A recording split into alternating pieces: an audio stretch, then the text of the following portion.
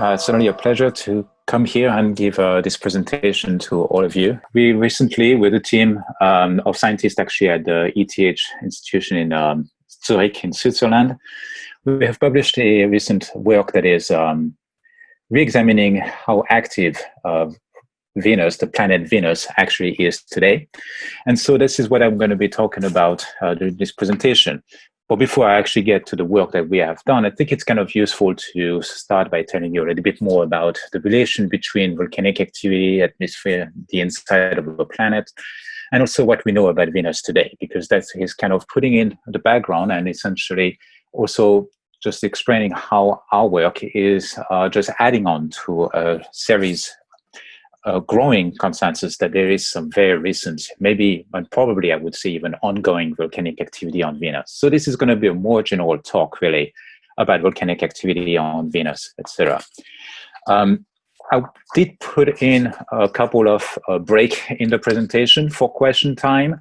There will be two of them, one after I give you an idea about how volcanism is linked to the interior of a planet, and the other one about what we know about Venus today. And so, you know, like Jim was saying, you can write questions in the chat, and maybe during those breaks, we can go through a few of those. So don't wait to write them in, I would say. If you have anything that you want to clarify in between, that way we'll just catch up during this presentation, during those small question breaks. So volcanic activity on Venus. Well, let's first start with volcanic activity in general. So, okay. Let's move forward. Right. So evidently, volcanoes are something we are very familiar on Earth. It's some of the most dramatic landscape that we see, like in this example from the Bromo volcano in East Java in Indonesia. And it's not just, you know, beautiful mountains. They have a lot of other influences and implications for human activity, humanity's life on our planet, etc. Evidently, the first thing we know thinking about volcanoes, trying to mute it, but I can't do it. Volcanic eruptions, evidently a very damaging type of activity, explosions, gas, disturbance for people living nearby, disturbance for economy. There was this example 10 years ago of a volcano in Iceland stopping most air traffic. So we know that we have a lot of danger, a lot of hazard associated with volcanic activity. What interests me more are the implications of volcanic activity for the entire planet. And these are several-fold. One is that all of the gases that are coming out of volcanic activity are really important for our atmosphere. It's not always realized, but a lot of what we have currently in the atmosphere, except for the oxygen, which is mostly a product of biological activity, most of the gases that we have actually come from volcanic emission.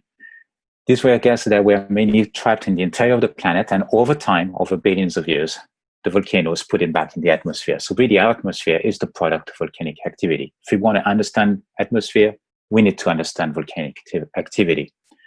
Importantly on this, things like water and carbon dioxide are evidently greenhouse effects. That's what makes our planet actually habitable. If we did not have this, the atmosphere, instead of being, you know, kind of balmy 50 degrees or something like this on average, would be below freezing, which makes it, you would have to admit, much less hospitable for life. So volcanoes are what we can breathe. That's why we can actually go outside without being cold most of the time. And of course, there's also a lot of, the volcanic soils tend to be very fertile. Here's a picture of Mount Vesuvius in Italy. The rest of the region outside of the volcano is actually very dry and not that great for agriculture, but around where the volcanic activity has happened in this place, we are able to have like garden growing and a lot more food resources. So volcanoes are not just a hazard and a danger, but they are also extremely important for making our planet habitable and to support life on it. If you go to other planets, the atmosphere and conditions for life are very different. Here's the example of Mars. We see here a picture that was taken a few years ago on the Victoria crater, which was explored by the Mars rover called Opportunity. And evidently, there is no trace of life on this picture. And one of the main reasons is that the atmosphere of Mars is actually much thinner than what we have on Earth. The pressure is much less than what we have on Earth today. Why would that be? To a very large extent, it's because volcanic activity on Mars has decreased to a level which is insufficient to produce a very strong atmosphere. It had a lot of volcanoes, big ones, but they tend to be very ancient. Today, we don't have much of activity anymore, and the atmosphere is not nearly as strong, as thick as it would be otherwise. If we go to Venus, which is a planet we're going to interest us more today, it is very different. The atmosphere is very thick, very hot. It's always one of the nice things to say about it is that, well, nice. Lead would be melting at the surface of Venus today because it's so hot. It has sulfur dioxide clouds and things like that, which really makes it a very inhospitable environment. And the pressure is much more than we have on Earth, a lot more atmosphere than we have on our own planet. Why would that be? There could be two reasons for that. One is that it could be a lot more volcanism over time, but that's actually turned out to be a bit unlikely, as we'll see in a couple of slides. Volcanic activity is mostly linked in the interior state of the planet, and that is not expected to be very different.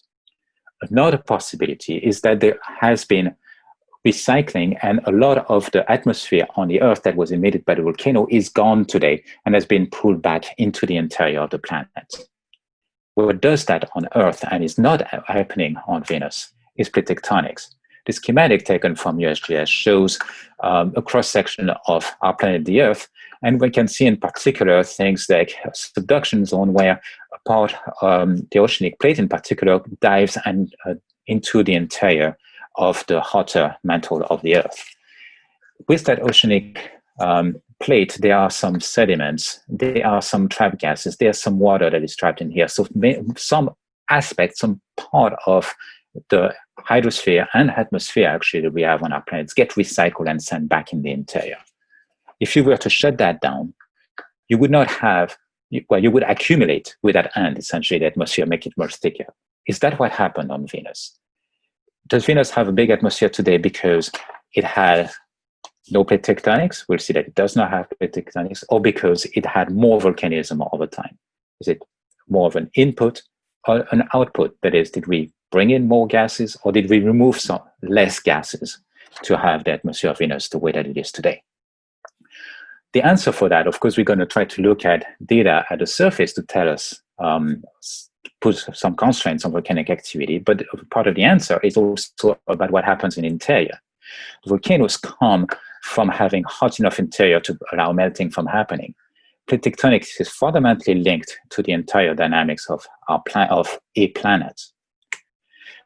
So why do we have plate tectonics on the Earth? One of the reasons is that the planets are formed essentially very hot, and they try to get rid of that heat. The diagram on the right just expresses how hot we might expect the interior of a planet to be. And all that heat comes mostly from the formation of the planets, when you have a lot of impact meteorites that come and deposit not just mass and rocks, but also heat from the energy of the impact. Then you have radioactivity that replenishes whatever heat manages to be lost from the interior of the planet. The outside part, so the interior of a planet is very hot, several thousands of degrees. At the surface, evidently we are much cooler, that's why we can walk on it without burning. And so you have this lid, what we call the lithosphere, which is very strong. And what it does in a way is to prevent the heat from escaping. So you have to think of the planet as the hot core and then a cooler, strong outer layer called the lithosphere. And part of what it does is to prevent the heat from escaping. On Earth, plate tectonic essentially is that lid breaking. And so occasionally you take a piece of that outside cold lithosphere and you sink it back in. Not only does that allow some hotter material to get to the surface, but these pieces that sink to the interior essentially are going to cool down the interior of the planet. So plate tectonic is a way for the planet to get rid of its internal heat. That is what's happening on the Earth. On Venus, as we see, there is no evidence that plate tectonic is active. So we try to figure out what instead is Venus doing compared to the Earth. And to do this, we're going to be using, again, the volcanoes. Because to have volcanic activity, you need to have enough heat inside to melt part of the mantle of the planet. This is a drawing from a book that is going to come out in a few months that I was happy to be involved with. One of those Dr. Seuss, those of us like the Cat in the Hat knows a lot about that series, one about volcanoes, which kind of shows here a nice little diagram. The volcano essentially is just a conduit for hot molten rock from the interior to make it to the surface of the planet. So, and as this is happening, the interior must be hot enough to have that heat escape, and the volcano helps evacuating some of that internal heat, just like plate tectonics does, just much less efficiently. So volcanoes are very much linked to the internal state of the planet in these two manners. They are telling you how hot you are, and they also are helping the planet expel that internal heat. So when we think about Venus, and this is one of the big questions that we have tried to address in our paper, is how does Venus actually lose the heat from its interior? The size of Venus and its composition are thought to be about the same as the Earth. So that's important because that is essentially how much heat it has at its disposal. The size tells you how much heat came from forming the planet, and then the composition and the size tell you how much more heat come over time by radioactive decay. Mars is much cooler inside than the Earth today because it's much smaller. It had less heat to start with. So today, it's not very hot. It's not hot enough to generally have any melting happening. Venus, that's going to be very different. But the interior of the planet is a little bit hard to know because it doesn't have this plate tectonic activity. So it's become a little bit of a question, is it hotter? Why does it not have plate tectonics? How does Venus actually get rid of its heat? And so this is the main question that is guiding us, and we're going to use volcanic activity to interrogate that question. So that may be my first little break, where if you have any questions related to general volcanic activity and the link with the interior state of a planet, this would be a good moment to talk to you about why volcanoes matter for atmosphere and also how they, in collaboration with plate tectonics, help to cool down the interior. Questions? All right. Anything in the chat for Dr. Montesi? I don't have anything at this time. Give everyone another second here. All right. Looks like we don't have anything just yet. Oh, wait. Hold on. Do we know whether on Venus there are also two types of volcanoes, shield volcanoes versus stratovolcanoes? We have no evidence of stratovolcanoes. Some mountains are pretty steep, but not probably because of their different strengths like we have on Earth. Okay. Stratovolcanoes tend to have a different composition from shield volcanoes, and we have no definitive evidence of that type of composition on Venus. That's part of the mysteries. Okay. Since Venus is of a similar composition to Earth, why does it not have a magnetic field? Well, that may be because its interior is hotter. Part of the reason why the Earth has a magnetic field is because the core is cooling. The core is really at the very center of the planet, and the heat from the core has to go through the entire mantle before it gets out to the surface. If the mantle is cooling effectively, then the core is cooling effectively. That makes what we call convection and can do a magnetic field. On Venus, if the mantle is hotter, the core cools less effectively and may not have that activity. That's one of the reasons, but this is also something we are researching. There's other ideas around there. That's just the one I like. Okay. Oh, we did have a follow-up. For some audience members who might not be familiar with the two different types of volcanoes, a shield versus a stratovolcano, can you just give a brief explanation? Yes. So a shield volcano is a volcano that is actually fairly broad and flat. It can be very tall. In fact, the tallest volcanoes on Earth, like the ones in Hawaii, are actually shield volcanoes, but also gigantic horizontally. Like their extent is absolutely gigantic. So those are called shield volcanoes. They tend to be having basalts as their composition, and more dark rock. Stratovolcanoes are kind of actually what we typically picture volcanoes: a steep mountain, kind of like the diagram you can see on the screen right now. Examples like Mount Fuji, etc. Those are more. So those are steeper. They tend to have a different composition, sometimes a lot more heterogeneity. And they actually are the one that makes a lot of big explosions, like the video I showed at the beginning. Shield volcanoes don't do that typically. So they are more dangerous. The stratovolcanoes are more dangerous. They do tend to happen mostly in subduction zones, so they're very much linked to plate tectonics. Shield volcanoes happen in different environments, like Hawaiian plumes, which are a little bit further from subduction zones, the type of plate boundary. Okay. Thanks, Dr. Montesi. That's all we've got for right now. All right. So after these general concepts, let's move on particularly to Venus. We're going to talk about some of its geology and some of the ideas about how it evacuates the heat from inside. So we need to figure out how to explore Venus.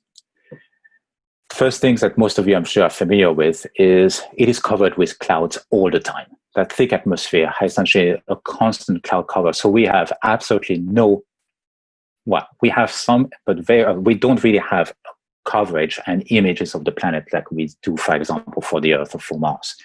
From Mars, the Earth, you get the satellites, you get images of the surface. You may be playing that with Google Earth or maps or whatever, you would see those. On Venus, you don't do that. If you're in orbit and you take picture, all you're going to see is this cloud cover. That's been a big problem towards understanding the geology, because for that, we need to know what's at the surface.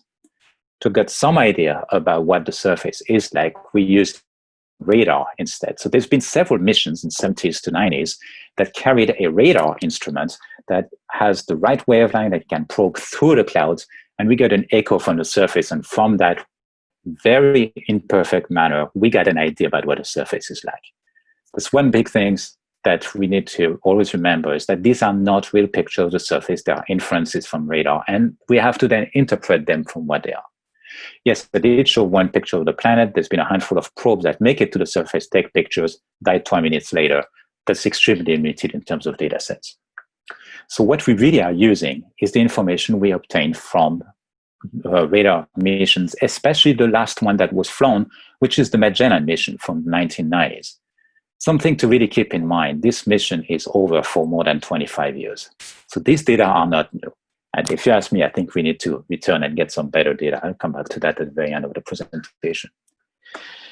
What do we see? So with this data, we get an idea about the brightness of the ground, and that tells us about faults and some geological features. We have a rough idea, not a great one, of the elevation, what part of the ground are high, what part are low, like if you had mountains, etc. And this is why we know that there is no plate tectonics on Venus, because the map, the shape of Venus here, the relief of the Venus, of planet Venus, is very different from what we have on Earth. You have linear features, cracks, like, for example, here, the Van Chasma that goes through parts of the region like this, but this is not like a mid-ocean ridge. It doesn't keep on going for a long distance. It has blocks that may or may not be equivalent to continents. They probably are not, but this is not ruled out at this point. At any rate, even if they happen to be continents, they are much, much smaller globally than what the continents are on Earth. So we have very different geology. And importantly, we have no evidence of those long-lived subduction zones, like what we have, for example, in Pacific Northwest, making the Cascadia volcanoes, or in Japan, or those places. You do not have that very essential aspect of plate tectonics. So there is quite a bit of interesting activity on the surface of Venus, but we don't have that plate tectonics. And yet, like I said, there should be a lot of heat inside. So how does Venus lose that heat? There were several ideas about how a planet that doesn't have plate tectonics could do it. And the important part is to understand that outer strongly the lithosphere, as well as volcanic activity. So here are schematics of what could also be happening in several cases. So plate tectonic case of the Earth is on the right. The first one is when you have just that thick tectonic lid and it's not breaking and it's not moving. We call that sometimes stagnant lid convection or just conduction. This is the case on the Moon and probably on Mars as well. This would not have a lot of geological activity at the surface. You would have a thick lid. You could be hot inside, but nothing makes it to the surface. The middle case, B, is what we call heat pipe volcanism. The same story. The lithosphere is strong and cold, but it's pierced by these pipes, which allow volcanic activity to make it to the surface. This is something we know is happening on Io, a satellite of Jupiter, which is actually the most volcanically active body in the solar system. It's heated very strongly inside. It does have a fairly thick lithosphere, but there are those passages, and those passages seems to be enough to get rid of the heat that is in the interior of Io. The questions that we have a little bit is where is Venus on this thing? We know it's not on the plate tectonics. Is it on the conductive, on the heat pipe model here? This is where, asking about volcanic activity is going to be very important. These two diagrams coming from paper a couple of years ago also kind of summarize again what I said. On the left, you would have the case of a stagnant lead. You have a lot of things going on in the interior. The interior can still be churning, but the surface is not doing anything. On the right, you have passages through the surface that enable a lot of volcanism going to the surface. And actually, in the case of Iowa, at least, this is sufficient to bury the surface very quickly. And so most of the lithosphere is sinking because it's constantly being buried by this intense volcanic activity. What is Venus doing? The best idea we have is that it probably is somewhere in between, and it changes over time. Like they would have had some time in the past where they had a lot of resurfacing, a lot of volcanic activity, and it's been waning ever since. What we are trying to do is to quantify to some extent how much is still going on today. The evidence comes from, the best we can tell, the geology of the surface. Again, these are all reconstruction from images, and we see a lot of things in there. We see actually kind of volcanic constructs here. This thing called pancake domes are essentially, well, they're like a pancake at the surface. And the best way to make a pancake is to have some fluid going to the surface. That fluid is probably lava. We have mountain belts on the right.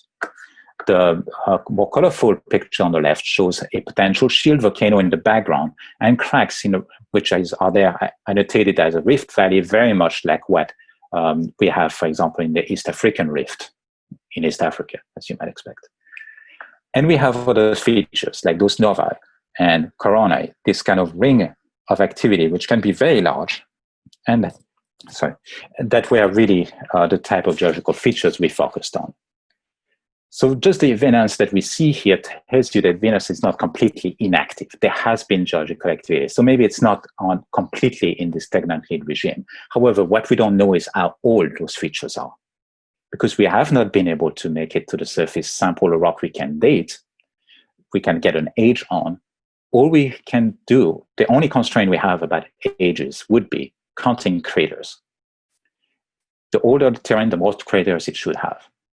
The problem is, most of these pictures, it's not like you don't find any impact craters from asteroids impact, but they are so rare that you cannot tell the age, for example, of these pancake domes. The activity of the surface is in general less than about 1 billion year old, and over less than 500 million year old on average. And during that time, there just has not been enough impact happening to make it possible to take the difference between the age of these pancake domes and this ridge belt on the right. We can do this in ancient terrains that would be 3 billion years old, like on Mars or on the Moon, but we can't do it on Venus. So that's a big problem in terms of trying to understand if this activity is current, recent, or if it is 500 million years ago. And you have to admit that's a big difference. 500 million years were the first macrofossils, big life forms. So that's the type of things we're trying to put some new constraints on. A lot of the surface of Venus has been interpreted as actually being volcanic flows. Just again, they're probably quite ancient. This view here has a volcano on the back called Gula Mons, but all the ground you see there, these fairly smooth plains, all of this is volcanic lava flows. So the entire surface of Venus essentially is covered with lava flows. This one is a fairly large impact crater, Kunitz, which is estimated to be about 30 million years ago. No, 30 miles. We know it's 30 miles across. The fact that it has even this one large impact tells you this surface is relatively old and can be 500 million years old. Can't do that everywhere. In this case, there's a nice big crater. You have some faults on it to tell you that after that surface was emplaced, a few things have happened, but it's relatively minor. I cannot be more quantitative than this, and this is one of the problems. 30 years ago, 20 years ago even, the consensus was 500 million years ago, there was a lot of volcanic activity and essentially nothing since. The volcano you see in the back is one of the rare cases of a mountain that popped out later on. But we don't know when that was. That could have been today, could have been 300 million years ago. We cannot tell that in this particular case. As there was this kind of sudden spike of volcanic activity, maybe that's why you have such a thick atmosphere on Venus. It would have released a lot of gases. That's kind of speculative, but that makes sense. Volcanoes release gases. We have a lot of gases and a lot of volcanism. Maybe that's related. And the question is, what has been happening since? Activity has waned. We know it's not currently resurfacing to the same rate, but is it not resurfacing, or does it has still some activity going on? Activity could have stopped, decreased, and there may be even ideas where it lost so much heat that it stopped for a bit, but then radioactivity is reheating the interior, and maybe the activity increases again recently. We don't know of that. So we want to try to put some new constraints on this. Before I go to the paper that I worked on, I want to say that there is already pretty good evidence that actually Venus is not inactive today. That these are things that have been known in some cases for a couple of decades, that we know there is volcanic activity on Venus very recently. No dates, but very recently. Part of it is because some of the lava flows do seem to be very young, and we know they're very young because they may be covering an impact crater, so they had to come later. They can, but also, like in the cases that we see in this picture here, the things that are outlined, these volcanic flows are not really flows. They're more like puff of pumice, pyroclastic flow that have been deposited on the landscape, and that will erode very, very quickly. So the fact that you can still see them tells you that this is very recent volcanic activity. Actually, I'm going to skip that. Another thing we see, we have good inference that this is very recently active. It comes from the atmosphere itself. I told you that it's very thick, but we know more than just that about it. Even back in '78, with Pioneer Venus data, they've been measuring how much sulfur dioxide is in the atmosphere, and they found it had been decreasing over time, which is very strange. In less than 10 years, you can measure a change in the atmospheric composition. That was interpreted to tell you that there was an event, probably volcanic, that released a lot of these gases, and these have been drawn down by some process since. You had to replenish it punctually, otherwise you wouldn't see these changes.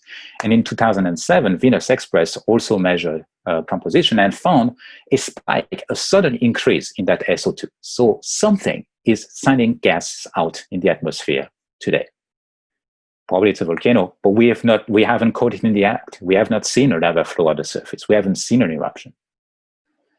The composition also tells you the composition of the deeper atmosphere, and this is a fairly complex thing to explain, but it is consistent with having a low intensity of volcanic activity in many places.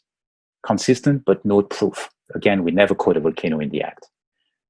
That last evidence, by the way, comes from the Russian probe Vega-2 that got there in 1985, and we do have a model of it in the Udvar-Hazy Center near Chantilly in Virginia. So that's why I showed that picture of it there. Not very new data. Again, new data on Venus is really rare. One thing, though, that happened about 10 years ago is one of these few new data that we had is actually showed evidence also of very recent activity. The picture you see on the left there, you may recognize some of the cracks. This is a region of the surface, a lot of volcanic flows, and there is some kind of volcano. I think it's actually Hidden Mons in the center there that is outlined by the dashed line. The colors, though, are a quantity called emissivity that we've been able to detect very coarsely, but we can detect it using a new instrument on board of Venus Express. Well, no, it's still 10 years, 15 years ago. And what you can see is that around the volcano, this quantity, emissivity, is higher than surrounding it. And we see that in many places. Kind of various volcanic mountains seem to have high emissivity. What causes high emissivity? It seems from laboratory experiment that fresh lava would have a higher emissivity than old lava because it will weather over time, its composition at the surface changes. The fact that it's high emissivity tells you fresh. What is fresh? The first estimates were less than 250,000 years. Not exactly new, but still very recent. Earlier this year, another paper said actually a few days would be enough. That sounds very unlikely that you had a few days covering the entire volcano everywhere, but this essentially tells you kind of brackets about what is possible right now. We have evidence of some indirect evidence of very young deposits there at the surface. Even more puzzling and intriguing, a different instrument that is hardly ever discussed has shown places which this one actually measures kind of a brightness of the soil, of the ground in a very strange way. We don't have good pictures of it, but we can see a little bit how bright it is. And it turns out that there's a region about a couple 100 kilometers long that has a sudden change in that brightness. In 2008, in June 22nd, it shows here in this outline, it is already a bit bright, but then 2 days later, it's a lot brighter. And if you wait a few months later, it's back to what it was at in kind of background level. And that brightness corresponds to about a 10 degree Fahrenheit increase on the ground temperature. So over that broad region, we don't have any details, but it looks like something heated up the ground. That really would be not unlikely to be volcanic activity. So the point, going back to all of those stories, and this is my second break point, we have a lot of evidence that there has been volcanic activity about 500 million years ago on Venus, and we're trying to figure out what it's like today. And we have quite a bit indirect evidence that even over the very recent past, potentially just a few days or weeks, they have changed and there's some things been active. The only problem is that we don't know where, we don't know exactly when, we don't know exactly how much of it is going on. So I think there's one question on the chat or something. Do you have any evidence of the composition of the volcanic flows? The best we can guess is that they are basaltic, like what we get in Hawaii. We know that because in a few places, those few Russian probes that made it to the surface did have ways of measuring the composition roughly. They couldn't do a complete chemical analysis, but what they have is consistent with the same kind of basaltic flow you find in Hawaii and a little bit in Iceland, most of those places. Then the shape of many of those flows, the flows run very smoothly over a long distance, and so they would be, that also is easier to do if you have a basaltic composition than something more advanced, like a rhyolite or something which would be a granite. The one exception actually is on the screen right now, those pancake domes, the steep side that they have. So the inside collapses, flows very nicely, but the sides are very steep. And that is more of a question whether you have those, that is evidence of a more evolved composition, non-basaltic. But there's no direct evidence, no direct measurements of the composition that tells us that would be the case. So, Dr. Montesi, those Russian probes that actually landed, they lasted just a matter of minutes. Is that correct? Yes, I think the longest was 20 minutes. Just too hot, you melt right away, your electronics fries.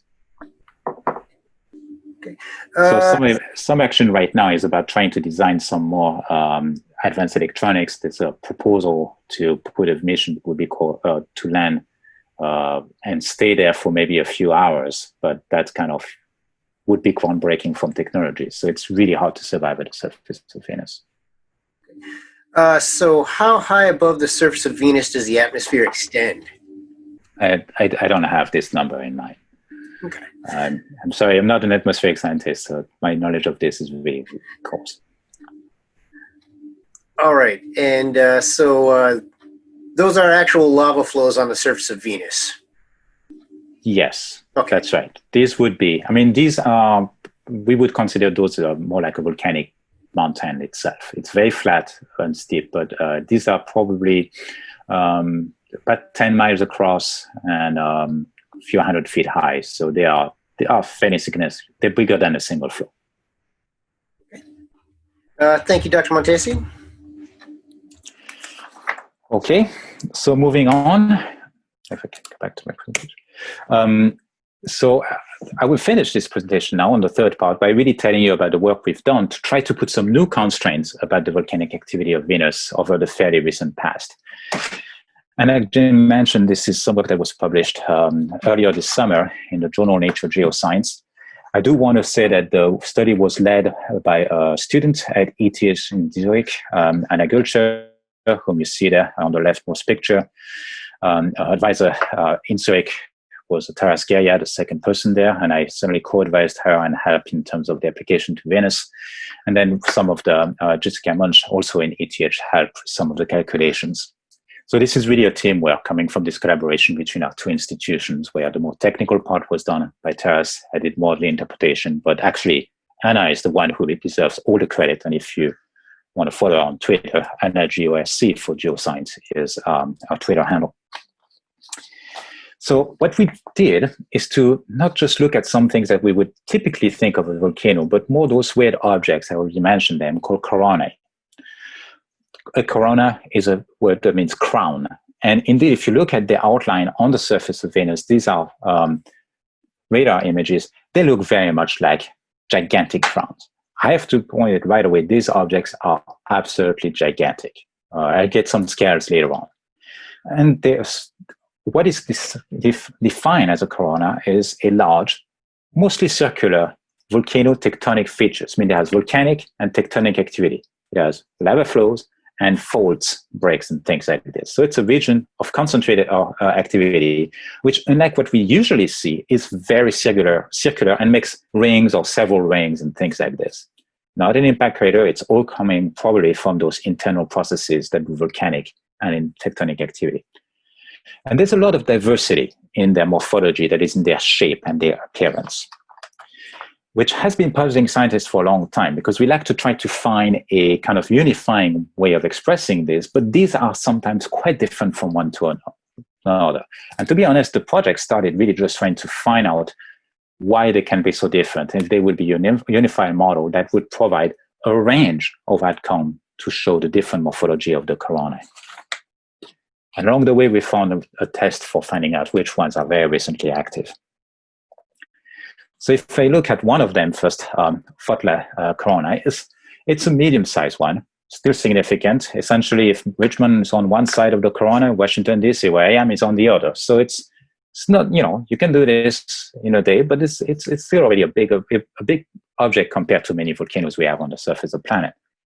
You can see the rings of it, which are mostly faults, cracks on the ground.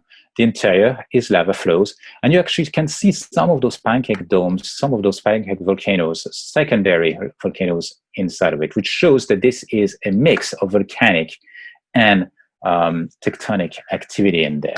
You can see a bunch of little cones down here in the southern part of the corona that seem to be aligned along one of the cracks, showing that really there's a genetic link between them. And it has some more ring of volcanic activity inside. So this is an example of this different type of activities, both volcanic and tectonic, that appears here. We tried to focus on the bigger corona. I'm not even sure if Fotla was one in our final data set eventually. And the reason why we have to focus on the big one is because we don't just look at the appearance, but very importantly, we're going to look at the topography, the shape, the relief on those coronae. So here's one of our favorite one on the left, is Aramaiti Corona. It's a little bit bigger. Now, if Richmond's on one side, the other side is Philadelphia. So this is a very significant object. And this is a 3D reconstruction of it. You can see it has a dome, then it goes down in some kind of ditch or moat, if you will, around it. We're going to often call that a trench, but you can think of it as a moat as well. Then it has a high, another moat, another high around it. This is the side volcanoes that we have. And so you have this kind of ringing appearance to it. Parts are high, parts are down, parts are high elevation, parts are low elevations, and there's a lot of variation. Some of them will have a center to be high, some of them will have the edge to be high, some of them it goes 2 or 3 times, some of them is kind of flat. And this essentially every combination of highs and low, of rings that are high and low elevation, as you can imagine. So this is a big one. I do have to point out the biggest of them all, even though not everybody would agree that it's corona. It's an object called Artemis in the southern hemisphere. It's so huge you can actually see it on the global view there on the left.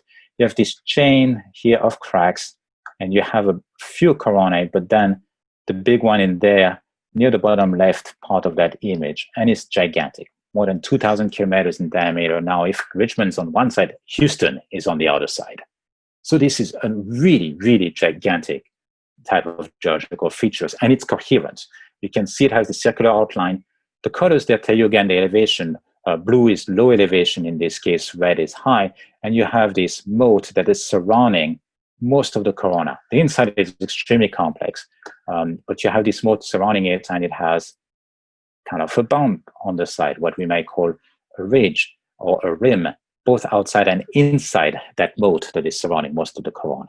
So there's many things. So these are the type of shapes that we have on corona.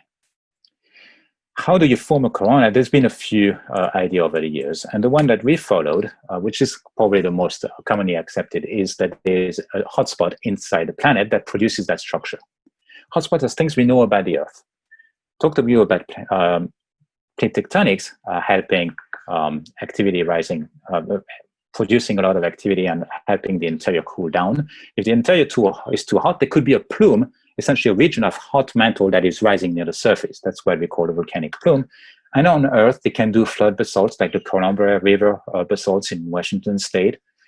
And because we have plates moving things around, then you can have a trail of volcanoes, one of the famous one being the Hawaiian chain of volcanoes that is probably developed on top of a hotspot like this.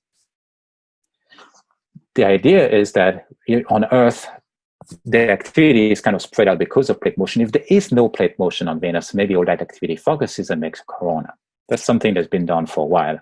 And we decided to use a brand new model, numerical model, to simulate the process of a hotspot interacting with the lithosphere of Venus. Now, this is a fairly technical slide, but the idea, right, is that we have a lot of geologically realistic processes in there. Melting is happening. We have deformation by different, the rocks can break, it can flow in the model. They can change their phase. There's a thing called eclogitization. These are all technical details, but I'm also telling you that this is very advanced models that was not possible just 3 or 4 years ago. We start by having a ball of hotter rock than average at depth, and that's going to rise, forming that plume. And now we see how that plume is going to interact with the near-surface environment, that cold, thick, strong lid, the lithosphere. So it's all about the interaction between the lithosphere and a rising plume. We did 21 numerical models varying various parameters, but we have some general behavior that we could see in all of those models, and that's really where things are interesting. So here, let me come back for a moment. We start with that circle, that ball actually, which is a hard rock, which is rising. In that initial configuration, there's no interaction between them. But when it gets closer to the surface, 2 things start to happen. That hot ball starts to melt. That's why it looks red in here. And it's going to start to essentially push the lithosphere and the crust aside. So this diagram, the big red blob is that molten plume or partially molten plume. So you have to have volcanic activity as this melt makes it to the surface. And then the green tells you where the old crust and the lithosphere are located. And you can see it being kind of pushed aside by the blob that is rising and getting very close to the surface. The top figure shows you how the relief that we expect at the surface. And there you would have a very tall center location here, surrounded by a very deep moat. So it has this kind of high interior and then a ring of low elevation surrounding it, very much like some of the coronae that we see. If you wait a little bit longer, more of the lithosphere goes away. The pre-existing crust kind of sinks. There's this phase change that pulls it all the way down. You still have this higher elevation interior surrounded by a moat, but you can see that it's a little bit more subtle in appearance, as this plume essentially is dying, is no longer active. And if we wait a few million years, then the plume is gone. It has cooled down and melted. It's back to be normal temperature for the mantle, but it did leave a gap in the lithosphere. And as a result, at the surface, we end up with a low elevation in the center and a surrounding rim, a high elevation rim, no longer a moat surrounding a high elevation center. This is what we call an isostatic inversion. We started with a center that is high and a moat surrounding it. And if you wait a few million years after the plume stops being active, you go to the opposite. The interior is low, the surrounding regions are high. I said 21 models on this. The vast majority of them did this behavior. Here's another one, which I kind of like. The plume was a little bit bigger, a little bit stronger in this case. And what you can see is that when the lithosphere drops, it actually makes very much like a subduction zone, but it's not going to be a long one like what we see on Earth. It stops after some time, unlike what we see on Earth, where they can go on for millions and millions of years. When the plume is active, you can see here it has an interior that is high, then it goes down, it has a deep moat, and then it goes high again for another rim surrounding it. That should remind you of some of the pictures of the coronas that I showed just a few slides ago. And if we wait just a few million years, that topography gets inverted. And again, instead of a moat or trench surrounding the region, you have a high elevation region, a high elevation rim, and the interior is fairly low elevation. So essentially, what we see in the vast majority of the models is that when the plume is active, is currently present, is currently melting, you have this high elevation, you have an outer trench or moat, and you may have an outer rise surrounding it again. When the plume is inactive, it's all cooled down, there's no more volcanism. Instead, you have this rim that is surrounding an inner depression, a low on the ground. So we can use those very simple criteria and try to evaluate activity on Coronae. So here's the first example, tourist Corona. It is a very simple one in a sense, and you can see the topography on the right. It really is a depression, the blue region, surrounded by a rim, the orange region that you see around it. So these are all the hallmarks I would expect if this was in an active region. The plume went there, did all it did at the surface, did volcanism, did some tectonic activity, and now it's dead. It's dry, it's cooled down, it's no longer active. Compare that with Aramaiti. It has an inner dome, and it has this sequence of trenches and rims surrounding it. And this is exactly what we expect if we have an active corona. So what we did then is we went through, I forget, maybe 120 or so of those coronae throughout the planet. And we looked all over the map of Venus, and we classified, we tried to see if this looked like it was an active, there was an active plume underneath the corona, or if there wasn't. And so of those, we found about 37 that we can tell, well, they're quite active. We do have good confidence that there is an active plume underneath the corona at present, or at least within the last 3 or 4 million years. 37 of them, we think the plume is gone. It was not good enough, or there was signs of both. So maybe the transitional, maybe we can't tell. So there is very interesting pattern here also, that you have this region there called high slab, which has a lot of activity. And also this other right region essentially makes like a ring around Venus. We don't know what happens. It probably tells us something about the interior pattern of convection. But again, considering that half of them we couldn't tell, or half of Coronae, we could not tell if they're active or not, we don't want to trust too much that there is indeed a true ring on Venus. But this is good indication that's at least a possibility. So what we need to do in terms of this project is really to get better data, because the topography is just not good enough to make this in details everywhere. We need better data topography. And I'm optimistic that some of the missions currently being proposed, they have not been funded to fly yet, but Veritas from NASA and Vision from ESA, the European Space Agency, should be able to tell us a lot more, with a lot more confidence, what the surface is like, where it's high, where it's low, at high resolution, and therefore enable us to make better evaluations of what the ground is.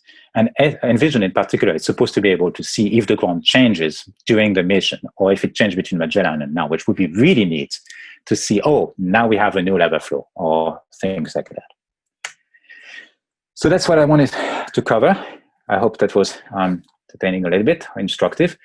So these are the take-home message. We do think from this evidence that we collected, Venus is active today. There's not only the old stuff, but also this new modeling where we say, here there's a region of the interior that is currently active, that is more hot and melting today, on about a third of the large coronae. And in the future, we need to do a better job at having the activity, but we probably need better data for that. So thank you for your attention. If you have any questions, I'll be happy to answer them. Okay, so we do have a few in the chat here. So is there evidence of large calderas like Yellowstone, so evidence of very large explosive eruptions on Venus? Or do we not have that kind of evidence? So large calderas, I don't know any of them.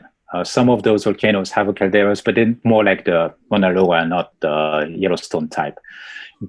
You have places where the ground was covered by what could be from one of those eruptions. In fact, I showed a picture of this at some time. But it's very limited. So I would say, no, we don't have a gigantic explosive activities that we have Yellowstone. Maybe because we don't have too many continents, but we don't know that for sure. Okay. So do we think that Venus has a core similar to the Earth, or do we think that it's somewhat different from that? Well, until just about a couple of weeks ago, I would tell you we don't know anything about the core. We just know the mass of Venus as a whole, and it's heavy enough that it should have a core very similar to the Earth, but there was no way of detecting it. Some recent paper that published just a month ago has now evidence that yes, there is a core and it should be about the size of the Earth. But when we say a side, it could be half as big or half as small, and that would not be differentiable. It's very unfortunate that Venus does not spin faster than it does. We can't have good constraints on the core. So I think that's about all we have time for today. Dr. Montesi, thank you so much for being with us. We greatly appreciate you presenting for us. Thank you all for being here. We'd like to thank our sponsors at Bon Secours. Next week we have Dr. Sarah Nelson, who is going to be presenting on the Dragonfly Mercury project, which is a citizen science project in conjunction with the National Park Service. We're very excited about that one. We very much support citizen science here. So you can register for next week's talk at smv.org. Each talk is free to attend and is open to the first 300 registrants. Thank you again for joining us today. Until next week, stay safe and stay curious.